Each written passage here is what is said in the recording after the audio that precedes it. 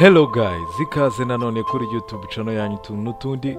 Uno munsi tugiye kubagezaho urutonde rw'intwaro zihambaye kurusha izindi ku isi. Niba ukunda ibiganiro tukugezaho, reba ko wakoze subscribe kugira ngo ujye ubasha kudukurikirana. Ku mwanya wa 10 rero turahasanga Kalashnikov 47. Iyi mbunda yakozwe ubwo hari intambara ya kabiri y'isi. Ikaba ifite ubushobozi bwo kurasa amasasu arenga 580 mu gihe kingana n'umunota. Ikaba kandi ishobora kurasa mu burebure bungana na metero 400 kugera kuri 800. Iyi ni imbunda ihambaye kubera ko niyo wayishyira mu mazi cyangwa se yaba yinitse mu mazi ushobora kuyikuramo yongera gukoreshwa nta kibazo. Ni imbunda ikoreshwa ibikoresho bikeya kandi barwa nk'imbunda nanone izimbutse cyangwa se ihendutse mu ntwaro ziriho ku isi kandi zifite ubushobozi bukomeye. Ku mwanya wa 9 turahasanga HKMG4 MG43 machine gun. Ifite uburebure bwa 5.56 mm. Iyi mbunda yakozwe mu 1990 iza gusohoka mu 2000. Ifite ubushobozi bwo kurasa amasasu arenga 775 kugera kuri 885 mu gihe cy'umunota. Ifite icyo wavuga target ntihusha cyangwa se igipimo mu buryo 100% udashobora guhusha. Ishobora kurasa muri metero zisaga 1000. N'imbunda ifite ubushobozi buhambaye rero ikaba ariza ku mwanya wa 9. Ku mwanya wa 8 turahasanga indi ntwaro ikorwa n'uruganda H&K cyangwa se Hako & Koch ruherereye mu gihugu cy'Ubudage. Iyi mbunda ni HK 416. Ni imbunda ifite uburebure nayo busaga 5.56 mm.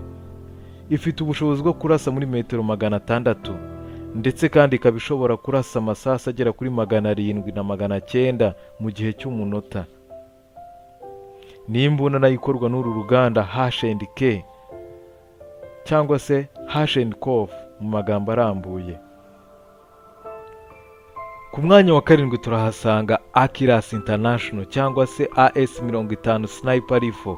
Iyi ni imbunda yakozwe n'igihugu cy'Ubwongereza isohoka mu 2005.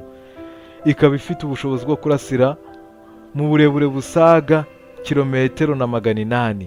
Ikaba ishobora kurasa amasasu 5 mu isagonda n'ibice 6. Ni imbunda ihambaye cyane irasira kure kandi ikarasa mu gipimo cyahishaka kurasa. Iyi rero niza ku mwanya wa 7. Ku mwanya wa 6 turahasanga F2000 Assault Rifle. Iyi ni imbunda yakozwe na company yo mu Bubiligi. Ikaba ifite ubushobozi bwo kurasa amasasu cyangwa se gucira amasasu arenga 850 mu gihe cy'umunota. Ikaba ishobora kurasa muri metero 500. Ifite uburebure bwa 556 mm.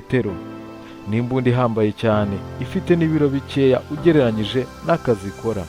Ikaba yarashyizwe hanze rero mu 2001. Ku mwanya wa 5 rero turahasanga MG3 machine gun. Ni imbunda nayo yakozwe n'igihugu cy'Ubudage. Ikaba yarasohotse mu ntambara ya kabiri y'isi. Ifite ubushobozi bwo kurasa amasasu arenga 1200 kugera ku 1400 mu gihe cy'umunota. Kandi ikaba ishobora kurasa ku burebure busaga kilometero na metero 200. Ikaba ifite uburebure busaga 7.62 mm.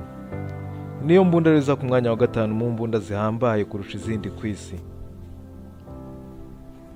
Ku mwanya wa 4 turahasanga SM-307 Heavy Machine Gun. Iyi ni imbunda yakozwe n'igisirikare cya Leta Zunze Ubumwe za Amerika. Ikaba atari imbunda ishobora kwifashishwa umugabo umwe, ni imbunda isaba abagabo babiri kandi nabo baba bafite ibigango. Ikaba ari imbunda ifite ubushobozi bwo kurasa muri metero 2000. Igahambara cyangwa se ikagira ubukana igihe ikirasa kiri hafi muri metero 1000 kuko ni imbunda ishobora kurasa cyangwa se guhanura akajugujugu cyangwa se ubwato buri mu nyanja kuri metero 1000 kandi ikagishwanyaguza. Ni imbunda ifite ubushobozi buhambaye ishobora kurasa amasasu arenga 250 mu gihe cy'umunota.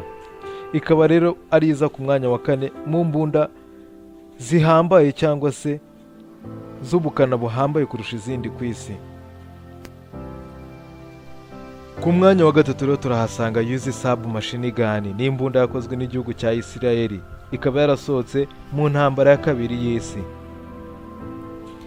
Ni imbunda ifite ubushobozi bwo kurasa muri metero 200, ndetse kandi ikaba ishobora kurasa amasasu arenga 600 mu gihe cy'umunota. Ni imbunda ifite ibikoresho bitaremereye cyane, ikunzwe no gukoresha kandi n'igisirikare cyangwa se n'ibihugu byinshi bitandukanye, kuko ni imbunda inashoboye cyangwa se ihendutse mu mbunda zikomeye kandi zihambaye kurusha izindi ku isi. Nayo rero ikabiza ku mwanya wa 3 mu mbunda zifite ubushobozi buhambaye kurusha izindi ku isi. Ku mwanya wa 2 turahasanga M1921 submachine gun. Iyi ni imbunda yakozwe mu 1919, ikaba yarakozwe na Leta Zunze Ubumwe za Amerika. Ni imbunda ifite ubushobozi bwo kurasa amasasu arenga 1000 mu munota. Ni imbunda kandi ifite ibiro bisaga 4 n'amagarama 69, ikaba ishobora kurasa muri metero 100 n'150.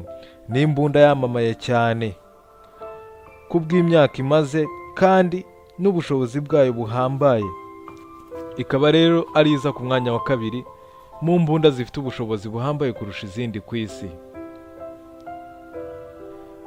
Imbunda rero iza ku mwanya wa 1 mu mbunda zifite ubushobozi buhambaye kurusha izindi ku isi ni imbunda yitwa DCL-50 sniper rifle, imbunda ikorwa n'igihugu cy'Ubudage.